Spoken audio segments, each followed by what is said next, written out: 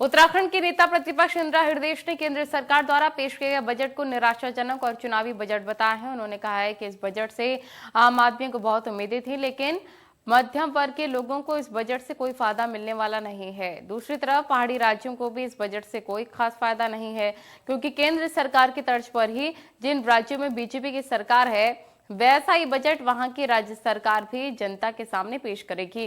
उनके मुताबिक नौकरी, रोजगार और किसानों के लिहाज से केंद्र सरकार ने बजट में कोई प्रावधान नहीं रखा है।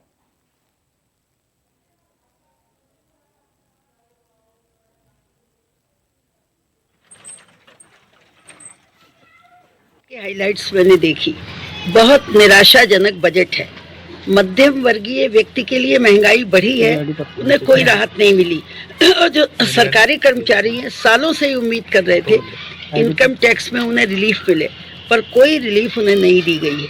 केवल एक सेंटेंस कहा गया, 75 साल से ऊपर के लोगों का इनकम टैक्स रिटर्न नहीं भरा जाएगा, उन्हें ही राहत मिलेगी। तो जो सरकारी नौकरी में लंबे समय से थे और बीच बीच में आय और भत्ते के कारण तनख्वाह बढ़ जाती है, उन्हें किसी प्रकार की राहत नहीं दी गई। सभी में सेस लगा दिया गया। एग्रीकल्चर में सेस लगाया गया तो दाल, चना, मटर सब महंगा हो गया। इसके पेट्रोल डीजल में सेस लगाया गया तो उनके दाम बढ़ गए, पेट्रोल के और डीजल के दाम बढ़ गए।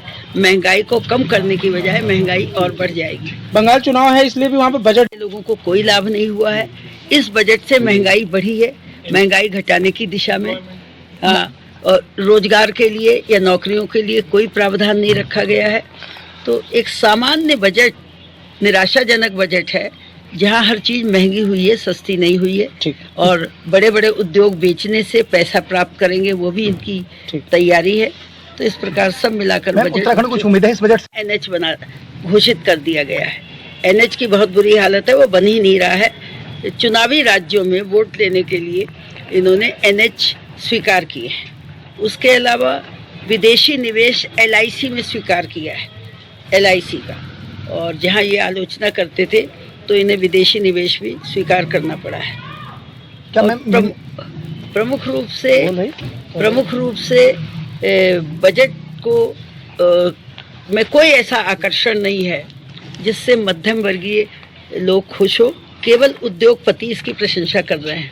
राज्य सरकार अपना बजट लाएगी, आय के साधन बताएगी, खर्च की बात बताएगी।